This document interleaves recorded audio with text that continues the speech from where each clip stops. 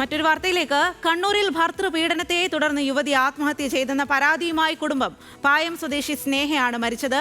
ഭർത്താവ് കോളിത്തട്ട് സ്വദേശി ജിനീഷിനെതിരെയാണ് പരാതി. കുട്ടിക്ക് തന്റെ നിറമല്ല എന്ന് പറഞ്ഞ് ജിനീഷ് മാനസികമായി പീഡിപ്പിച്ചെന്ന് കുടുംബം. ജിനീഷ് ഇപ്പോൾ കസ്റ്റഡിയിലാണ്. അവന് സംശയപരമായ രോഗമുണ്ട്. പിന്നെ സ്ത്രീധനത്തിനെ പറ്റി ഭയങ്കര പ്രശ്നമുണ്ടായിരുന്നു. കാരണം അവർ അന്ന് പെണ്ണാലോചിച്ച് വന്ന സമയത്ത് നമുക്ക് സ്ത്രീധനമായിട്ട് ഒന്നും വേണ്ട, പെണ്ണിനെ മാത്രം മതി എന്ന് പറഞ്ഞാണ് വിവാഹം ചെയ്തത്. ഞങ്ങൾ സാധാരണ ഫാമിലിയാണ്.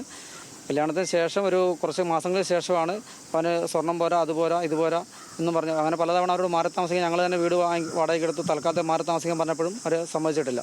അവൻ്റെ വീട്ടിൽ നിന്ന് വിട്ടു വരില്ല എന്ന് പറയുകയാണ്. പിന്നെ അവൻ്റെ വീട്ടുകാരുടെ ഉപദ്രവവും കാര്യങ്ങളുണ്ടായിരുന്നു. നിസ്സാര കാര്യങ്ങളാണ്. അവൾ നല്ല വെളുത്തിന് അവൻ ലേശം കറുത്തരാണ്. ആ കൊച്ചിൻ്റെ നിറം പോലും അവൻ സംശയിക്കുകയാണ്. കൊച്ചു വെളുത്താണ്. അവൻ പറയുന്നു കൊച്ച് എൻ്റെ നിറം കിട്ടാത്ത എന്താ എൻ്റെ കൊച്ച് എന്നൊക്കെ ചോദിക്കും. ഇങ്ങനെയൊക്കെ.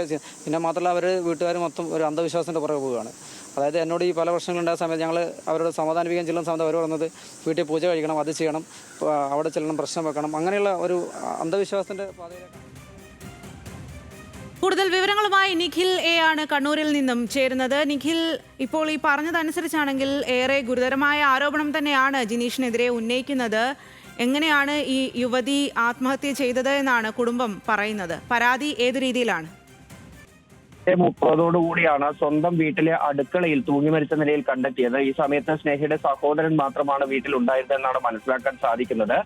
ഈ ആത്മഹത്യ ചെയ്യുന്നതിന് തൊട്ടു മുൻപ് സ്നേഹയുടെ ഭർത്താവ് ജിനീഷ് ഫോണിൽ വിളിച്ചിരുന്നെന്നും വഴക്ക് പറഞ്ഞിരുന്നെന്നും ഇതിനെ തുടർന്ന് വലിയ വിഷമത്തിലായിരുന്നു സ്നേഹ എന്നുമാണ് അറിയാൻ സാധിക്കുന്നത്. പ്രധാനമായും 3 കാര്യങ്ങളുടെ പേരിൽ ഈ സ്നേഹയെ മാനസികമായും ശാരീരികമായും പീഡിപ്പിക്കുന്ന സാഹചര്യം ഉണ്ടായി എന്നാണ് ഇപ്പോൾ കുടുംബം ആരോപിക്കുന്നത്. അതിൽ ഒന്നാമത്തേത് സ്ത്രീധനവുമായി ബന്ധപ്പെട്ടാണ്.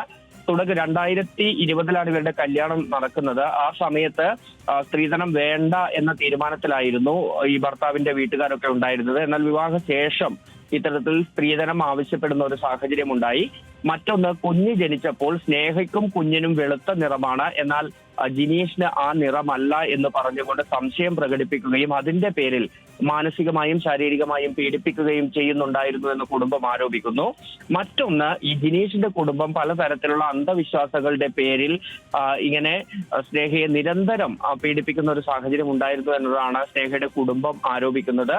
ഈ ശരീരത്തിൽ ബാധ കയറി എന്നും മറ്റും പറഞ്ഞ് ചില പൂജകൾക്കൊക്കെ കൊണ്ടുപോകാൻ ശ്രമമൊക്കെ നടത്തിയിരുന്നു എന്നാണ് പറയുന്നത്. പല ഘട്ടങ്ങളിലും ഇത്തരത്തിൽ ഉളിക്കൽ പോലീസ് സ്റ്റേഷനിലും ഇരിട്ടി പോലീസ് സ്റ്റേഷനിലും ഈ സ്നേഹയുടെ കുടുംബം പരാതി നൽകുന്ന സാഹചര്യം ഉണ്ടായിരുന്നു. അങ്ങനെ പരാതി നൽകുമ്പോഴെല്ലാം തന്നെ ഇനി ആവർത്തിക്കില്ല എന്ന് പറഞ്ഞ് ആ പരാതികൾ ഒത്തുതീർപ്പാക്കുകയാണ് ഉണ്ടായിരുന്നത്.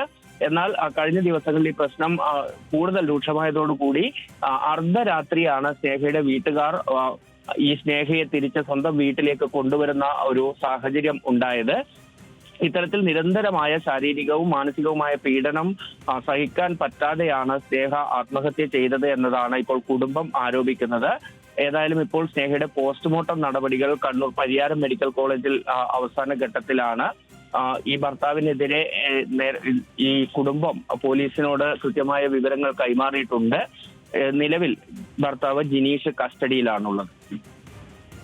ശരി നിഖിൽ, കണ്ണൂരിലാണ് ഭർതൃപീഡനത്തെ തുടർന്ന് യുവതി ആത്മഹത്യ ചെയ്തു എന്ന പരാതിയുമായി കുടുംബം രംഗത്തെത്തുന്നത്. പായം സ്വദേശി സ്നേഹയാണ് മരിച്ചത്. ഭർത്താവ് കോളിത്തട്ട് സ്വദേശി ജിനീഷിനെതിരെയാണ് പരാതി.